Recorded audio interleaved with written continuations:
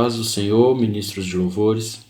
A paz do Senhor, você que toca um instrumento, você que canta, você que ministra num ministério tão importante como é o de música, na igreja.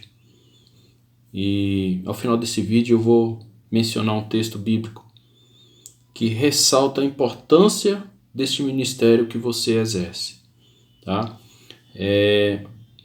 Hoje foi nos proposto falar sobre o capítulo 1 da carta de Tiago, e eu gostaria que você separasse um momento de qualidade agora para meditar comigo na palavra do Senhor.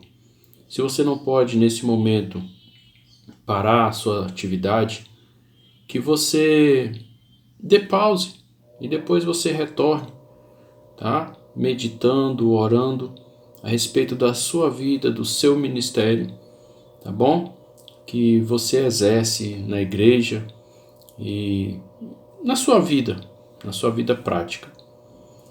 Eu vou dar mais atenção hoje aos versículos 22, 23, 24 e 25 do capítulo 1 de Tiago. Primeiramente, cabe eu informar, que a carta de Tiago não foi escrita pelo apóstolo Tiago, mas foi escrita por Tiago, irmão Tiago, e irmão do nosso Senhor Jesus Cristo, filho de Maria e filho de José. Tá? O apóstolo Tiago, nessa época, na época da escrita dessa carta, já havia sido morto por Herodes. A gente pode ver isso lá no capítulo 12 de Atos.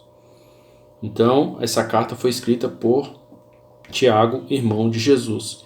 E é uma carta bastante interessante e de se ler, porque ela traz uma aplicação prática, algo prático na vida do cristão. E Tiago tinha bem conhecimento do que era saber, conhecer a palavra do Senhor, conhecer os mandamentos do Senhor e não cumprir. Porque ele foi ensinado por nada mais, nada menos, por Jesus. Ele foi ensinado por Jesus, o próprio Jesus. Foi Jesus que o educou. Jesus era o irmão mais velho.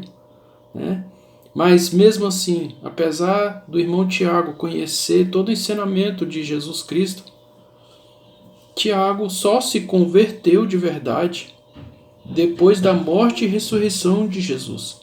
É por isso que ele faz uma carta, nos advertindo sobre o ser cumpridor da palavra do Senhor e não somente ouvintes, ou não somente ser conhecedores da palavra, mas serem praticantes, cumpridores da palavra do Senhor.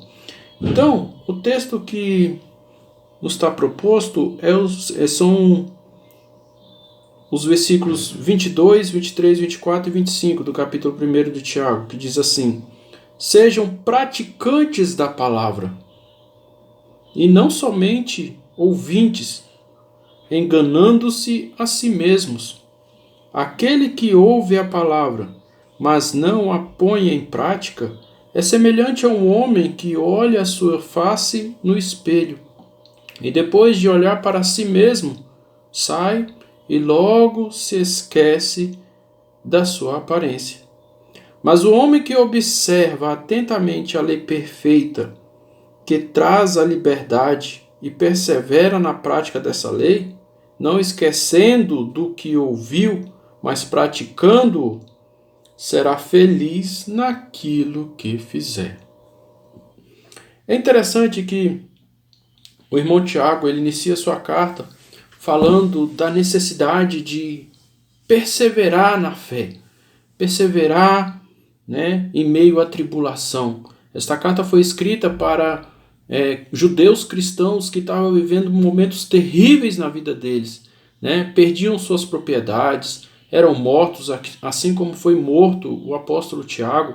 E Herodes também queria matar o apóstolo Pedro, mas os irmãos lembram que um anjo o livrou da prisão. Então, Tiago escreveu essa carta de ânimo, de consolo a esses irmãos que estavam dispersos, que tinham fugido da Terra Santa, que tinham fugido mais especificamente de Jerusalém, em busca de uma vida mais tranquila, sem que com isso perdesse a fé. E ele fala, olha, perseverem em meio à tribulação, porque quando você persevera, você se torna mais maduro, né? A intenção da tribulação na vida do crente é fazer com que ele seja alguém mais maduro na fé, né? Mais íntegro, né? Sem que lhe falte nada. E ele fala, tire um aprendizado da tribulação que você está passando. E ele fala assim, se você não está conseguindo achar um aprendizado nessa tribulação, peça sabedoria a Deus. Peça sabedoria que Ele dá. A todos Ele dá. Né? Peça, porém, com fé, confiante, porque Deus não ouve aquele que tem um coração dúbio, um coração que uma hora está crendo, outra hora está duvidando, um coração que não tem uma perseverança, que não persevera na confiança em Deus. Né? Peça com fé, acreditando realmente que Ele é provedor e dá sabedoria a quem pede. E ele fala assim, olha, não pense, isso não é só em relação à sabedoria. Ele fala assim, olha, tudo que você pedir ao Senhor, peça com confiança, não tenha um coração dúbio, não duvide. Realmente creia e haja nesse sentido. E ele prossegue, né, nesse ensinamento, nessa carta, e ele fala, olha, tenha um coração humilde também, seja humilde, seja mais propício a ouvir do que falar, seja tardio em irar, porque na ira do homem Deus não opera a justiça dele. Se o homem achando que está praticando a justiça de Deus quando está irado, está errado. Porque Tiago fala, olha, na ira do homem Deus não opera a sua justiça. Então, procure não ficar irado, procure ouvir mais do que falar, considere os outros acima de você mesmo. Não trate o rico de forma diferente do pobre. E não pense você que é rico ser alguma coisa, porque não é. A sua riqueza é passageira, a sua riqueza não dura mais do que uma flor. E você, pobre, quando você receber alguma coisa, glorifique a Deus também, porque tanto a riqueza como a pobreza são algo passageiro. É algo passageiro. Tanto a riqueza como a pobreza, porque a nossa esperança não está aqui, está na vida eterna. E ele prossegue, e ele vai falando, desenvolvendo vários ensinamentos, que a gente, para não ficar um vídeo muito longo, né, a gente vai correr e vamos direto para o texto que nós lemos, né? Nos versículos 22, 23, 24 e 25. Sejam praticantes da palavra de Deus. É interessante que a carta de Tiago, ela é uma carta de advertência a não praticar uma falsa religião, né? Ele vem, durante todos os capítulos da carta, ele vem, olha, pratiquem a verdadeira religião. Pratiquem a verdadeira religião. E a pergunta que eu tenho para você hoje é, a sua religião é verdadeira? As suas atitudes demonstram ser cristão? Você pratica as mesmas obras de Cristo? Sabe por quê, irmãos? A gente muitas vezes se esquiva de fazer a vontade do Senhor, afirmando, eu não sei o que Cristo faria no meu lugar. Mas com certeza realmente, se você fala isso, tem um pouco de razão, porque é difícil saber o que o Senhor, na sua infinita sabedoria, faria em nosso lugar. Mas é muito fácil saber o que o Senhor não faria no nosso lugar. O que Ele não faria. Então, a sua religião é verdadeira? A sua religião é verdadeira? Sejam praticantes da palavra. Porque o texto que a gente leu inicia assim, olha, você que não é praticante, você engana a si mesmo. Você engana a si mesmo, você está perdendo o seu tempo. Você que toca na equipe de louvor e não tem uma vida cristã condizente, você está perdendo o seu tempo. Você que canta, você que ministra e é crente somente nas quatro paredes da igreja, você está perdendo o seu tempo. Aplique os ensinamentos da palavra do Senhor. Imagine é um texto do próprio Senhor Jesus. Ele fala o seguinte: o homem que constrói a sua casa na areia. O homem pode construir uma excelente mansão. Excelente mansão, com 2, 3 pavimentos, com todo o luxo possível. Mas o que adianta se ele está construindo na areia? No primeiro vento, na primeira onda que bater ali, essa casa vai cair. Do que adianta você tocar bem? O que adianta você ministrar bem? Você cantar excelentemente? Se você está construindo a sua casa na areia, o próprio Jesus disse, olha, você que trabalhou na igreja, eu não vos conheço. Mas Senhor, nós curamos em teu nome, nós profetizamos, nós expulsamos demônio. Apartai de mim, malditos, porque não vos conheço. Você está perdendo o tempo se estiver edificando a sua casa na areia. Aquele que ouve a palavra de Deus, mas não a põe em prática, é semelhante ao homem que olha sua face no espelho e depois de olhar para si mesmo sai e logo esquece a sua aparência.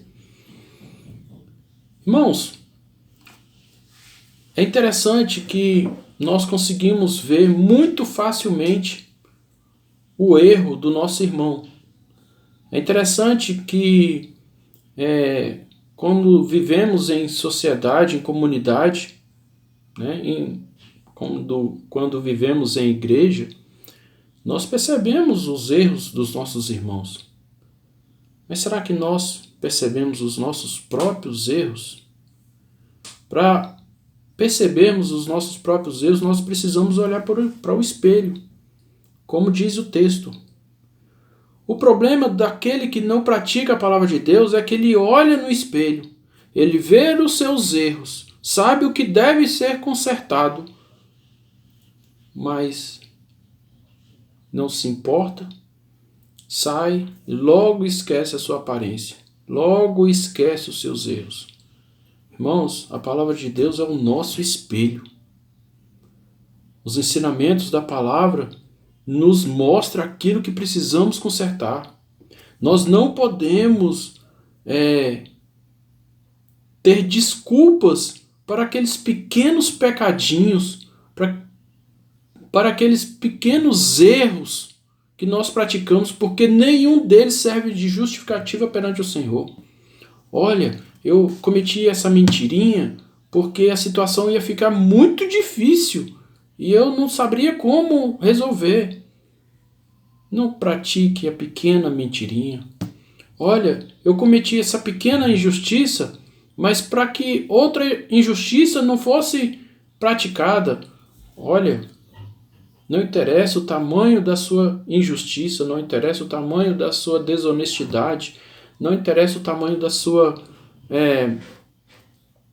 falta de amor, da sua falta de cuidado para com seu irmão. Você está praticando pecado e Deus vai lhe julgar por causa disso. Então tenha uma vida de constante vigilância, tenha uma vida que você realmente se julgue para que Deus no futuro não venha julgar você. A palavra de Deus fala, dos seus pecados eu não me lembrarei mais. Mas isso se você se lembrar dos seus pecados hoje. Porque se você se lembrar dos seus pecados hoje e você se consertar, o Senhor não irá lembrar deles no grande dia. Mas se você se esquecer dos seus pecados hoje, o Senhor irá lembrar você dos seus pecados naquele grande dia. Julgue-se a si mesmo, para que você no futuro não venha a ser julgado pelo próprio Deus. Amém? Mas o homem que observa atentamente a lei perfeita, que traz a liberdade e persevera na prática desta lei, não esquecendo o que ouviu, mas praticando-o, será feliz naquilo que fizer. Olha o segredo da felicidade. Olha o segredo de ser bem-sucedido nas coisas que você fizer. É ser praticante. É você ser corrigido na palavra do Senhor e mudar de atitude. Se você não tem um amor para com o próximo, se você não tem uma atitude de compreensão para com o próximo, passe a ter. E muitas vezes, irmãos, a palavra do Senhor, ela nos machuca quando a gente ouve. Ela tem esse dom de... É como se fosse... Quando você afia uma faca, é necessário você tirar um pedacinhos desta faca para você afiar. Uma escultura, quando está lá o escultor trabalhando, ele tira lascas. O Senhor, quando nos fala sobre o exemplo do oleiro, o oleiro ele precisa amassar a massa, ele precisa bater na massa para colocar essa massa do jeito que ele quer, na forma que ele quer. Então, quando você ouvir a palavra de Deus e aquilo falar ao seu coração, não pense, irmãos, não pense que isso é coisa da sua cabeça, não é. É o Espírito Santo te moldando e falando para você se consertar em todas as áreas. Amém? Porque se você quer ser feliz naquilo que você faz, no seu ministério, no seu ministério de louvor, se você quer que seu louvor chegue-se a Deus, tenha esta preocupação. E eu gostaria que você lesse comigo em 2 Reis, capítulo 22. 2 Reis, capítulo 22.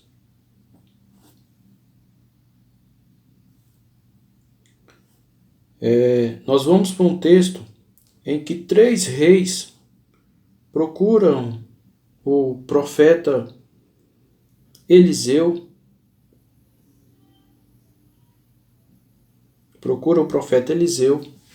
Pedindo,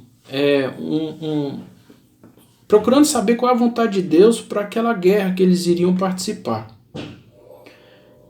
E o profeta Eliseu, ele fala o seguinte: tragam-me um músico, algumas versões falam, tragam um arpista.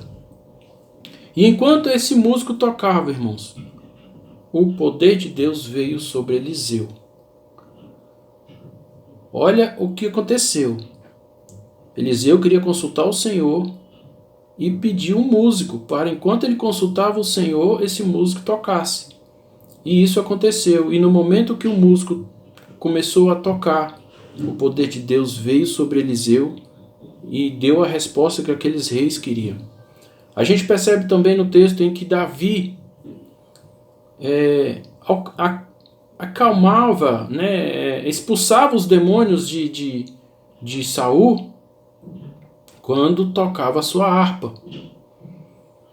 Olha a importância do músico. A Bíblia fala que o Senhor habita no meio dos louvores. O seu louvor é sincero? O seu louvor busca realmente agradar a Deus? Pois o Senhor habita no meio dos louvores. Olha a importância do ministério de louvor na igreja. Você pratica algo importante no meio da adoração do Senhor. Então, tenha noção da responsabilidade. Viva conforme a palavra do Senhor nos ensina. Amém? Eu gostaria de fazer uma oração contigo. Pai Santo, Rei da Glória, fale, Senhor Jesus, ao coração dessa pessoa que nos ouve. Ó Pai, que ela tenha, Senhor, ciência da importância de exercer um ministério de excelência, Senhor, para te agradar, ó Pai. Senhor, porque a tua alegria, Senhor, fazer o Senhor alegre nos fortalece, pois para isso existimos, Pai, para te agradar, Senhor Deus. Ó Deus, Rei da Glória, ser com cada ouvinte, ser com cada membro desse Ministério de Louvor, Oásis.